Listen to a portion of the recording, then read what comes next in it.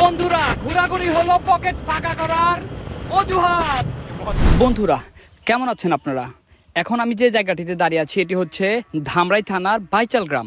ধামরাই সদর উপজেলা থেকে এই গ্রামটি 15 থেকে 17 কিলোমিটার দূরে অবস্থিত।